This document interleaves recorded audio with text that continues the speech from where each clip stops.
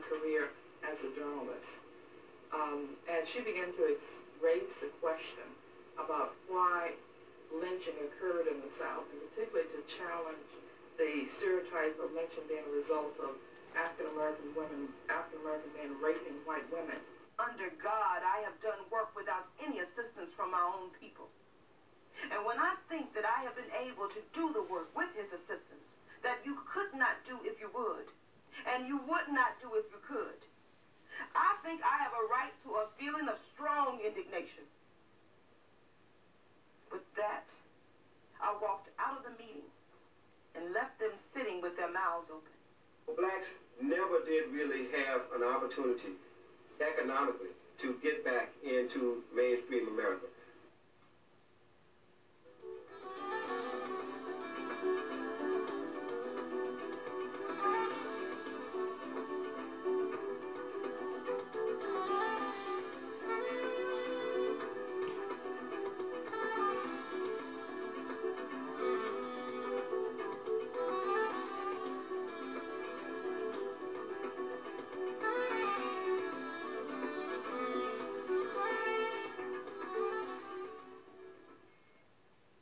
The Civil War on April 9th, 1865, also ended 246 years of slavery for over 4 million African Americans under oppression by white power.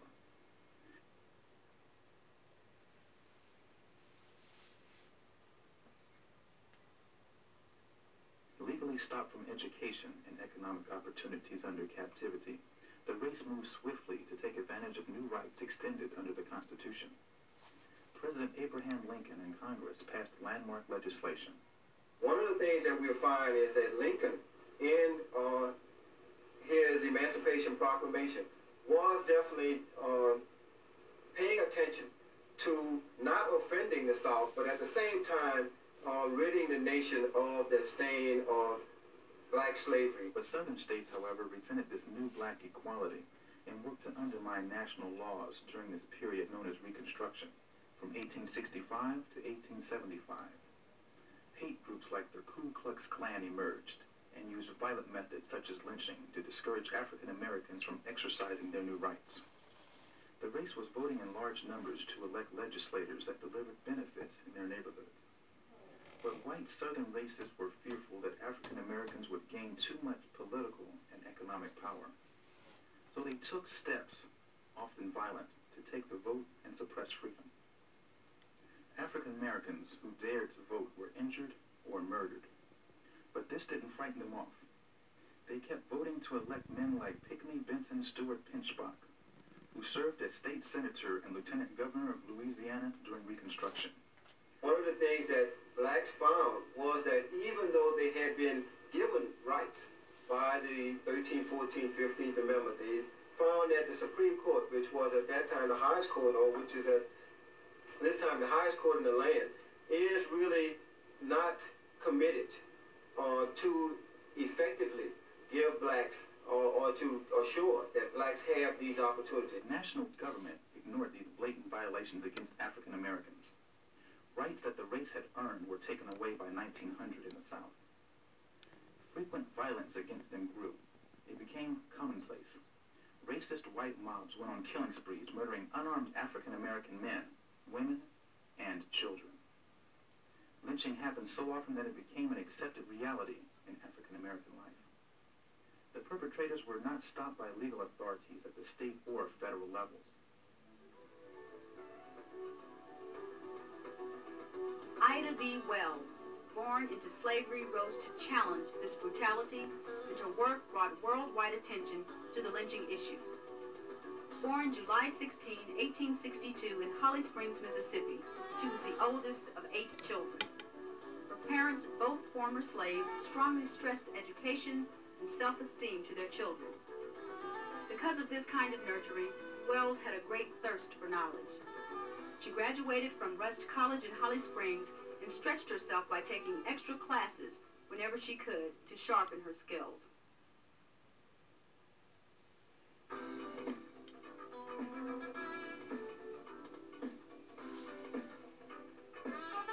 After passing the the teaching test by the fall of 1884, Wells was teaching in Memphis City schools. She also wrote for a church paper, and her talents attracted the attention of the Free Speech newspaper. They made her an offer to be an editor, and she accepted. Her brief teaching career ended in 1891 when Wells was fired in the all-black Memphis school system for writing an article in the Free Speech that criticized the poor conditions for students. After being dismissed, she started writing full-time, and she saved what she could to buy an interest in the newspaper. Traveling on one of her regular trips for subscribers in Natchez, Mississippi in 1892, she heard about another horrible lynching in Memphis. This time, 3 African-American males who owned a business had been murdered by a white mob. They were close friends of Wells. During this era, African-Americans who dared to go into business risked being killed.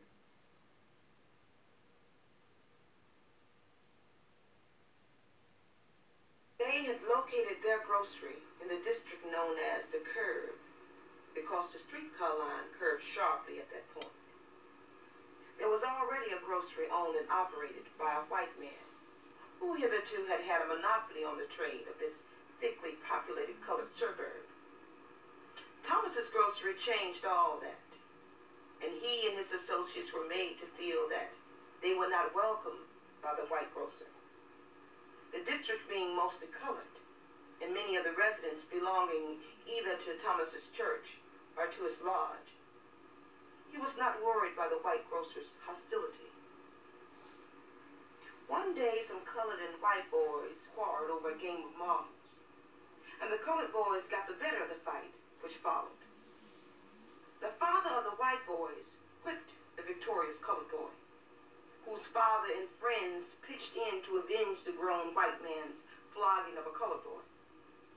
The colored men won the fight, whereupon the white father and grocery keeper swore out a warrant for the arrest of the colored victors. Of course, the colored grocery keepers had been drawn into the dispute, but the case was dismissed with nominal fines. Then the challenge was issued that the vanquished whites were coming on Saturday night to clean out People's Grocery Company. Knowing this, the owners of the company consulted a lawyer and were told that they were outside the city limits and beyond police protection. They would be justified in protecting themselves if attacked. Accordingly, the grocery company armed several men and stationed them in the rear of the store on that fatal Saturday night, not to attack, but to repel a threatened attack. And Saturday night was the time when men of both races congregated in their respective groceries. About 10 o'clock that night, when Thomas was posting his books for the week, and Calvin McDowell and his clerk were waiting on customers preparatory to closing, shots rang out in the back room of the store. The men stationed there had seen several white men stealing through the rear door and fired on them without a moment's notice. 3 of these men were wounded, and others fled and gave the alarm. Sunday morning's paper came out with lurid headlines telling how officers of the law had been wounded while in discharge of their duties, hunting up criminals whom they had been told were harbored in the People's Grocery Company. This being a low dive in which drinking and gambling were carried on, a resort of thieves and thugs. So ran the description in the leading white journals of Memphis of this successful effort of decent black men to carry on a legitimate business. The same newspaper told of the arrest and jailing of the proprietor of the store and many of the colored people. They predicted that it would go hard with the ringleaders if these officers should die. The tale of how the peaceful homes of that suburb were raided on that quiet Sunday morning by police pretending to be looking for others who were implicated, and what the papers had called a conspiracy, has often been told. Over 100 colored men were dragged from their homes and put in jail on suspicion. All day long on that fateful Sunday, white men were permitted in the jail to look over the imprisoned black men. Frenzied descriptions and hearsays were detailed in the papers, which fed the fires of sensationalism. Groups of white men gathered on the street corners and meeting places to discuss the awful crime of Negroes shooting white men. There had been no lynchings in Memphis since the Civil War, but the colored people felt that anything might happen during the excitement. The manhood which these Negroes represented went to the county jail and kept watch Sunday night. This they did also on Monday night, guarding the jail to see that nothing happened to the colored men during this time of race prejudice, while it was thought that the wounded white men would die. On Tuesday morning, the newspaper which had fanned the flame of race prejudice announced that the wounded men were out of danger and would recover. The colored men who had guarded the jail for 2 nights felt that the crisis was past, that they need not guard the jail the 3rd night. While they slept, a body of picked men was admitted to the jail, which was a modern Bastille. This mob took out their cells Thomas Moss, Calvin McDowell, and Henry Stewart, the 3 officials of the People's Grocery Company. They were loaded on a switch engine of the railroad, which ran back of the jail, carried a mile north of the city limits, and horribly shot to death.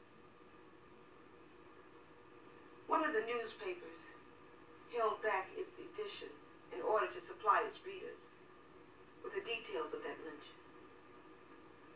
From its columns was gleaned the above information, together with details which told that it is said that Tom Moss begged for his life for the sake of his wife and child and his unborn baby.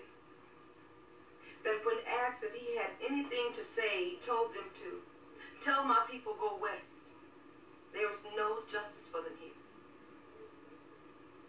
That Calvin McDowell got hold of one of the guns of the lynchers, and because they could not loosen his grip, a shot was fired into his closed fist.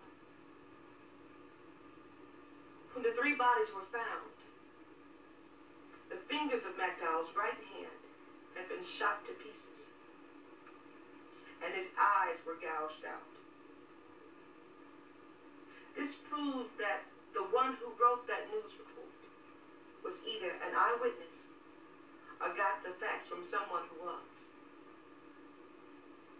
The shock to the colored people who knew and loved both Moss and McDowell was beyond description. Groups of them went to the grocery and elsewhere and vented their feelings in talking amongst themselves, but they offered no violence. Word was brought to the city hall that Negroes were massing at the curb where the grocery had been located. Immediately an order was issued by the judge of the criminal court sitting on the bench, who told the sheriff to take 100 men, go out to the curb at once, and shoot down on sight any Negro who appears to be making trouble. The loafers around the corner quickly spread the news, and gangs of them rushed into the hardware stores, armed themselves, boarded the cars, and rushed out to the curb. They obeyed the judge's orders literally, and shot into any group of Negroes they saw with as little compunction as if they had been on a hunting trip. The only reason hundreds of Negroes were not killed on that day by the mobs was because of the forbearance of the colored men. They realized their helplessness and submitted to outrages and insults for the sake of those dependent upon them. This mob took possession of the People's Grocery Company, helping themselves to food and drink, and destroyed what they could not eat or steal.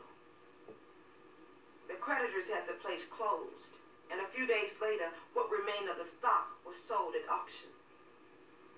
Thus, with the aid of the city and county authorities and daily papers, the white grocer had indeed put an end to his rival Negro grocer, as well as to his business. In Memphis, Wells' article inspired African Americans to pack up, and this caused the white-owned streetcar system to lose large sums of money because ridership was low. Two City Railroad Company representatives visited Wells in her office and asked her for help at getting African Americans to ride. Wells refused. Her press was destroyed and a threat was on her life to return back to Memphis. So African American women came to her aid in terms of helping her to stay in Philadelphia, New York. T. Thomas Fortune came to her aid by giving her a job with the New York Age. One of the things that she said was, or to raise the question, was it really bound around rape or was it about economics? And when she begins to question the fact that whites want to keep blacks economically bound, she becomes a victim of racism herself. And as she begins to go around the country speaking about it, it got to the point where she could not come home. And as she went abroad to talk about lynching, it got to the point whereby even white journalists in America organized a campaign against her to tell, particularly audiences in Europe, that what she was saying was a lie, that black folks at home lynched, they stole, they raped, etc. So lynching was a necessity. Although Wells was not covered by the white papers in the North, she pressed ahead, and more invitations to speak followed. Her persistence paid off. In 1893, Wells was invited to England through contacts she'd made at speaking engagements. She spent April and May there, her first trip abroad. Wells received large levels of support. Speaking invitations flowed in, more than she could accept. Before her visit, many influential people told her they thought the negative reports about African Americans were true. A wide range of English religious leaders showed evidence of their support by signing resolutions that strongly condemned American lynching. Later that year in July, she joined forces with Frederick Douglass and Ferdinand Barnett to challenge the exclusion of African Americans at the World Columbian Exposition in Chicago. The affair promoted cultures of the world. Wells produced and distributed several thousand pamphlets that reported that racism is why African Americans were being excluded. Only the nationally acclaimed Frederick Douglass was admitted because Haiti wanted him to be a part of their program. He invited a then-struggling poet named Paul Laurence Dunbar to be his guest. At the time, Dunbar was an elevator boy. Dunbar didn't know that nationally famous journalist William Dean Howells of the Atlantic Monthly in Boston was there and had read a copy of his poetry. Howells liked his work and printed it in his publication. This proved to be Dunbar's springboard to national fame. African Americans excelled in other fields too, overcoming extraordinary obstacles. In medicine, Dr. Daniel Hale Williams received worldwide recognition in 1893 for being the first person to successfully perform open-heart surgery. Wells returned to England in 1894 to draw more attention to the struggle. She stayed focused and garnered endorsements from leading political figures and religious groups. The papers covered her extensively again, and the articles were positive. And by writing about her experiences abroad as a correspondent for the Inter-Ocean newspaper in Chicago, she further promoted the cause. Wells made the decision to move to Chicago primarily because of a romantic interest in Ferdinand L. Barnett. They married June 27, 1895.